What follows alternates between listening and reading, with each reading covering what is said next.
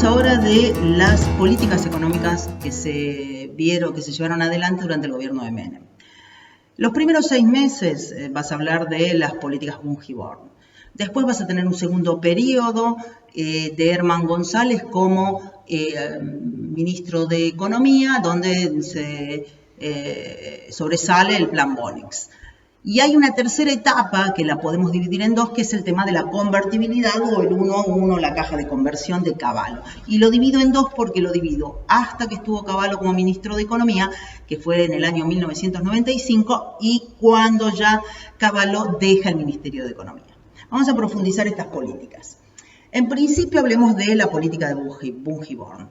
Cuando Carlos Menem asume la presidencia, en su campaña política había dicho, entre otras cosas, síganme, no los voy a defraudar, hablaba del salariazo y la revolución productiva. Es por eso que llama a los industriales, como de la empresa Bungiborn de Molinos Río de la Plata, para que pongan en vigencia un plan económico para reactivar la economía y tratar de frenar la inflación. Lo hacen de la forma tradicional en que tratan de bajar la inflación en Argentina, que es congelando precios, salarios y tipo de cambio, ¿sí? Y cerrando y tratando de disminuir las importaciones lo máximo posible para evitar tener una balanza de pagos negativa. Esto dura 6 meses hasta que en diciembre del año 89 volvemos a estallar a índices mensuales de inflación, como ustedes pueden ver en este cuadro, del 40%. En diciembre del 89 asume el tercer ministro de Economía, pero de esta segunda etapa, que es Herman González. Herman González en enero, lo primero que hace, una de las primeras herramientas que hace es, a diferencia del plan Bungiborn, él libera el tipo de cambios y libera todos los precios. Saca la ley de reforma del Estado para achicar el Estado y la ley de emergencia económica, que era la que necesitaba para gobernar por decreto. Y larga el 28 de diciembre del 89 lo que se conoce con el nombre del plan Bonex. El plan Bonex, chicos, fue la mayor confiscación que hubo en Argentina del Estado en perjuicio de los privados, ya que tomaron todos los depósitos de plazo fijo de las personas, fue un 28 de diciembre del 89, el Día de los Inocentes, y se los cambiaron por papelitos que le llamaron Bonex 89, que eran unos papelitos, unos títulos públicos emitidos por el Estado nacional que vos los ibas a poder cobrar en el año 99. Si querías, lo podías vender en el mercado secundario, es decir, en la bolsa, pero te daban un valor de un 30% del valor nominal. Esto, además de ser una confiscación de más o menos del 60% de la oferta monetaria, además de ser una confiscación, fue pasar una deuda en pesos, porque los depósitos en los bancos estaban hechos en pesos, a una deuda en dólares, porque el Bonex 89 se iba a pagar en dólares. Entonces tampoco era un buen negocio por ahí, simplemente era tratar de resolver un problema ahora para generar un problema en el año 99, que después estalló en el 2001, en definitiva. Obviamente, no solamente, por eso acá ya cuando hablamos de plan neoliberal, voy a hacer una acotación para los liberales. Hay algunos que dicen, Milei yo lo he escuchado decir, que el primer gobierno de Menem fue el mejor de la historia. Cómo todas las personas huyeron del sistema financiero en Argentina luego del Bonex 89, nunca lo vi. O sea, nunca se me puede ocurrir un liberal que diga, le saco toda la plata a los depositantes y le doy unos bonos, unos papelitos en dólares. Eso no es liberal. Pese a que, no sé, lo defienden como tal, ¿no? Esa parte no la tengo muy en claro. En definitiva, además, elimina, más allá de la confiscación, elimina la seguridad que los argentinos teníamos en el banco. Si ya no la teníamos de antes porque habíamos tenido problemas anteriormente, imagínense después. Y encima después esto se volvió a pasar y por eso tenemos tan poca bancarización en Argentina. Hubo muchas presentaciones de personas que obviamente estaban interesadas en mantener la propiedad privada y en el respeto de la propiedad privada, pero como yo les había dicho en el video anterior, Carlos Menem había conseguido la mayoría automática en la Corte Suprema de Justicia de la Nación.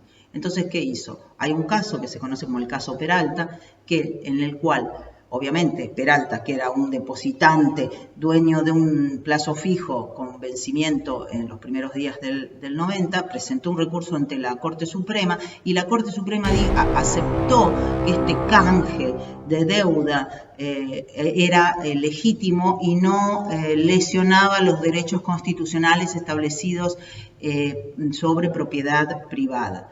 O sea, de esto hablamos cuando hablamos de Corte Suprema con mayoría automática, o sea, no realmente la Corte avaló semejante apropiación de la propiedad privada, de la propiedad de los depositantes de ese momento. Si nosotros sumamos que en el año 90, producto de todo este retiro, esta disminución de la oferta monetaria, hubo una gran recesión en Argentina con un retroceso en el PBI argentino del 1,8% con respecto al año anterior, que ya había sido bajo.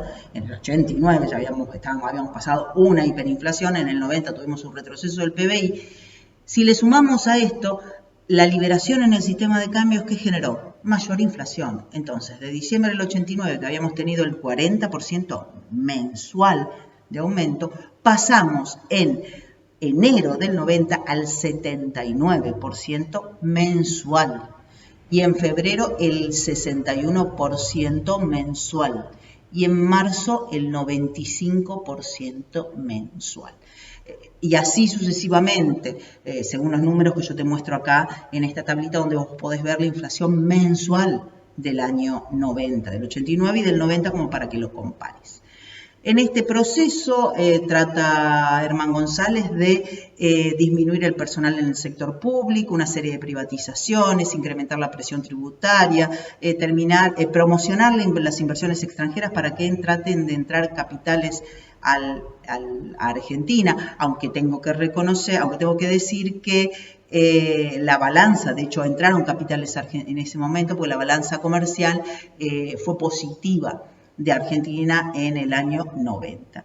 Finalmente, en diciembre luego de una serie de fracasos del plan de Herman González, de los distintos planes de Herman González, de intentos de disminución de la inflación, producto de una denuncia, lo que se conoció con el nombre de Swiftgate, que fue una denuncia de pedidos de coima por parte de funcionarios del Ministerio de Economía hacia empresarios de Swift, que era una empresa norteamericana, y una denuncia del cónsul, del embajador de Estados Unidos en Argentina, tiene que renunciar Herman González y asume Domingo Felipe Cavallo. Cuando asume Cavallo, él ya tenía en mente hace tiempo el tema de la caja de conversión, que es lo que conocemos ahora nosotros como la convertibilidad. Esta caja de conversión, que finalmente pone en marcha en abril del 91, era una política monetaria estricta, donde vos no podías emitir más moneda de la que estuviera respaldada por una moneda dura, que en este caso era el dólar. Como política monetaria funciona muy bien, como política económica no puede ser la única, porque si no tenés un ingreso de capitales genuinos muy importante y una defensa del presupuesto y una conducta presupuestaria desde el punto de vista de la economía muy seria, no se puede sostener a largo. Como características fundamentales de la convertibilidad, podemos decir que se estableció una caja de conversión donde $1 era equivalente a 10.000 australes. Después vos podías también emitir contratos en dólares o en australes, luego se transformó en el peso cuando cambiaron en abril del 91, se cambió el peso, salimos del austral, sacaron 4 ceros y se pasó al peso. Vos podías convertir esos pesos en dólares, lo que se conoció luego con el 1-a-1. También se estableció una apertura comercial internacional con el objetivo de que los precios en Argentina pudieran bajar. Se eliminaron también las retenciones, lo que generó una disminución en los ingresos del Estado, lo que fue bastante complicado al principio, y también se llevó adelante una reforma del Estado, porque el Estado obviamente, recordemos que estábamos en un contexto internacional, el Estado tenía que ser cada vez más chico, además el Estado no era eficiente, de hecho en esa época una casa se vendía, como dato de color te comento que una casa se vendía, decía, bueno, 4 habitaciones, 2 baños, 60 metros cuadrados de garage, qué sé yo, con teléfono, producto de la ineficiencia de las empresas estatales y de la cantidad enorme de empleados estatales que existía y que realmente no producían nada, cosa que es cierto. Se vendieron una serie de empresas con lo cual entró un flujo de capitales muy importante. Tiro como dato más importante, bueno, Aerolíneas Argentina, Entel, bueno, Segva, o sea, la energía eléctrica, el gas del Estado, el agua, Esomisa, el Chocón, Ferrocarriles, YPF. Bueno, se vendió YPF. Primero se vendió una parte, luego se vendió otra.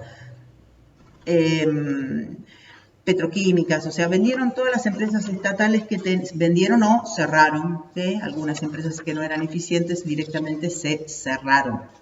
Todo esto funcionó relativamente bien, en particular al principio la inflación bajó a niveles increíbles para Argentina, te estamos hablando del 90% mensual, pasamos a índices de un solo dígito, 3, 4, después pasamos a 1, después a 0, algo, pero 0, algo real, ¿no? Entonces el éxito en la baja de la inflación fue absoluto. Ese éxito en la política monetaria tenían que entrar capitales y la mayor parte de los capitales que entraron fue por la venta de empresas públicas. Y una vez que terminaste de vender empresas públicas, directamente empezaste a endeudarse. Entonces, según lo que vos vas a poder ver en este cuadro, te das cuenta que de la misma manera en que la inflación bajaba, aumentaba la deuda externa, ¿ves? Entonces pasábamos de niveles de 62.000 millones de dólares hasta el momento en que se va Carlos Saúl Menem del gobierno a 145.000 millones de dólares.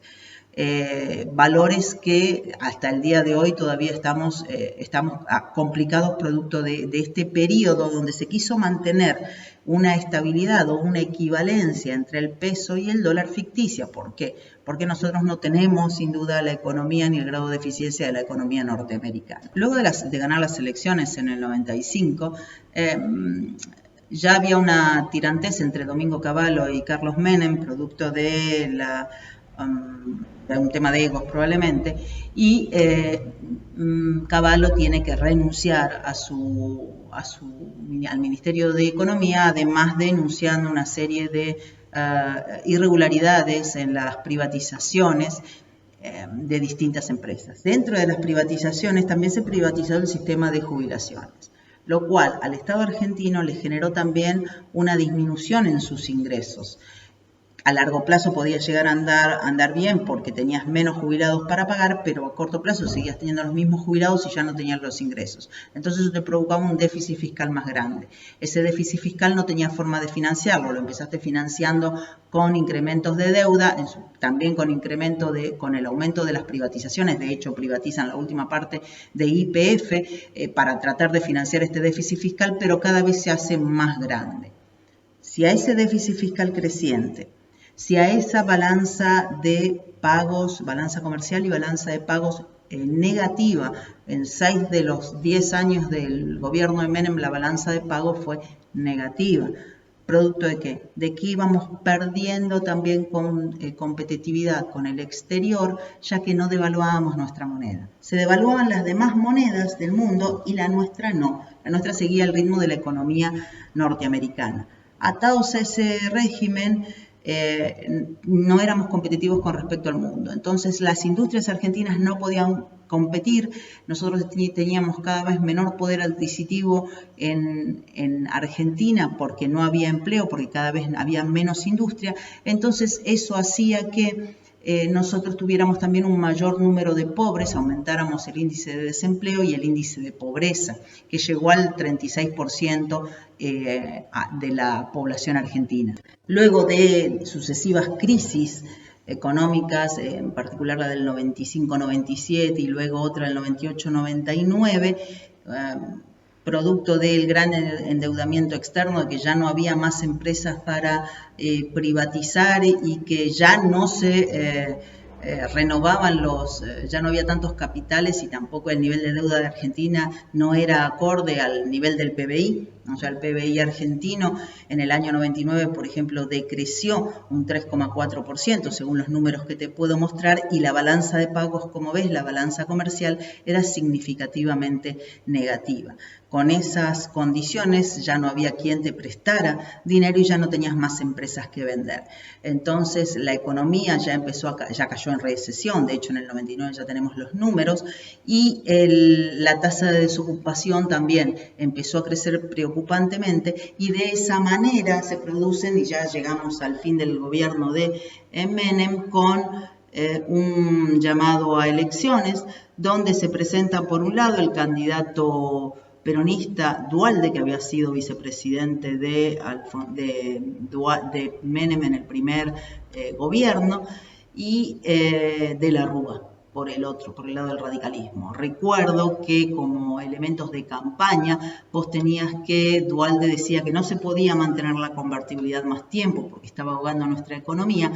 Ya se hablaba de manejar algún tipo de canasta de monedas para esa caja de conversión, y por otro lado de la Rúa prometía que seguiría con la convertibilidad. Y el problema de seguir o no seguir con la convertibilidad era muy grande.